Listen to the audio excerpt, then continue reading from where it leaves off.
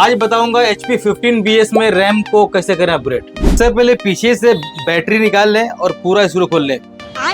ये बेस के नीचे 4 रबर होते हैं, 1 2 3 4। ये खोलने के बाद DVD हम आराम से निकाल लेंगे। अरे स्क्रू खोलने के बाद रबर के नीचे भी स्क्रू थे चारों, उसके बाद बेस हम निकाल लेते हैं इससे। इस बोर्ड के अंदर 2 स्लॉट है रैम की, एक खाली है और एक में रैम चार्जेबल लगा लेंगे। ये लैपटॉप के अंदर PC4 रैम लगती है, तो मैंने PC4 रैम दो लगा दी है अभी। बेस जिससे हमने खोला वैसा लगा देंगे। लगाने के बाद ड्यूटी लगा करके पूरा स्क्रू मार देंगे।